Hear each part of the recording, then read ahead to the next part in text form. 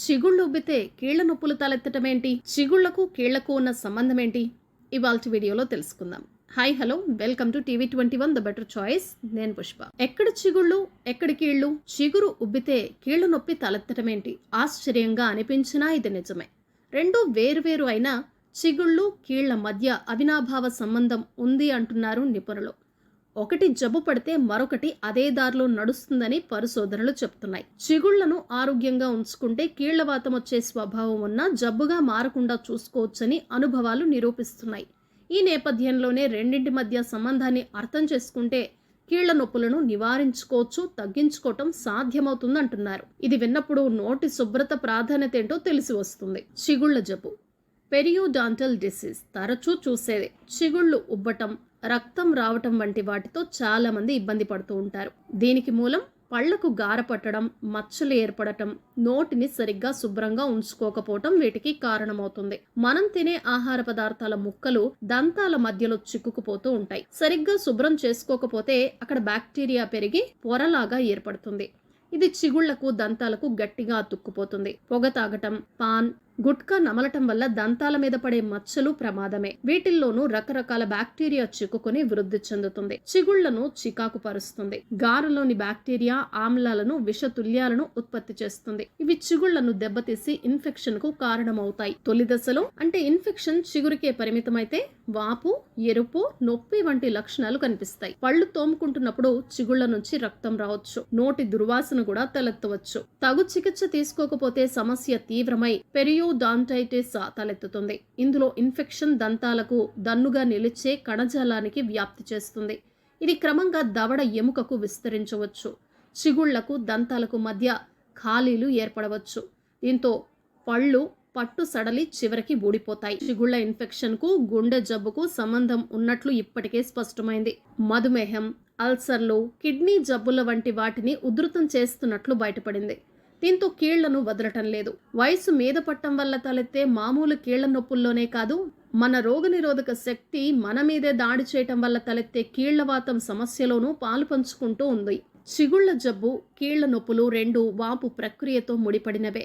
వీటిల్లో శరీర రోగనిరోధక వ్యవస్థ కీలక పాత్ర పోషిస్తుంది.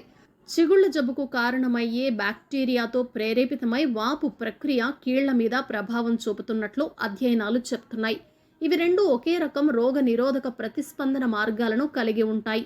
ముఖ్యంగా వాపును ప్రేరేపించే సైటోకైన్లు చిగుర్లనే కాకుండా కీళ్లల్లోని కణజాలాన్ని కూడా దెబ్బతీస్తాయి. కీళ్లవాతం, కీళ్ల నొప్పులు ఉధృతం కావటంలో దీర్ఘకాల చిగుళ్ల జబ్బు పాలుపంచుకుంటూ ఉన్నట్లు అధ్యయనాలు చెప్తున్నాయి. కీళ్లవాతం గలవారికి చిగుళ్ల జబ్బు వచ్చే అవకాశం 2 రెట్లు ఎక్కువ అని ఒక అధ్యయనం చెప్తోంది.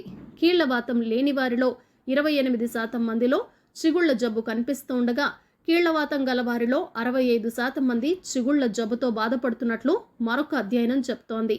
తీవ్ర చిగుళ్ల జబ్బు మూలంగా కీళ్లవాతం ఉధృతమవుతూ ఉంది. అంటే ఇవి రెండు పరస్పరం ప్రోత్సహించుకుంటూ ఉంటాయన్నమాట. కీళ్లవాతం కీళ్లల్లో మొదలు కావటం లేదని, శరీరంలోని ఇతర భాగాల్లో పుట్టుకొచ్చే ఆటో యాంటీబాడీలు దీనికి బీజం వేస్తున్నాయని పరిశోధనల్లో తేలింది. నోట్లోని బ్యాక్టీరియా కూడా ఇలాంటి ఆటో యాంటీబాడీలకు కారణమవుతుందట. పి జింజివలిస్ అనే బ్యాక్టీరియాలో ఉండే పీ-ప్యాడ్ అనే ఎంజైమ్ ఒంట్లోని ప్రోటీన్లను మార్చేస్తుంది. అప్పుడు శరీరం వాటిని శత్రువుగా భావించి వాటి మీద దాడి చేయడానికి యాంటీబాడీలను సృష్టిస్తుంది.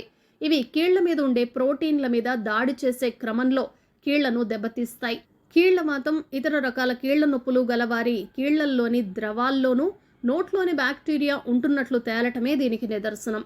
ఇది దెబ్బతిన్న చిగురు కణజాలం నుంచి రక్తంలోకి ప్రవేశించి కీళ్లకు చేరుకుంటోందని భావిస్తున్నారు.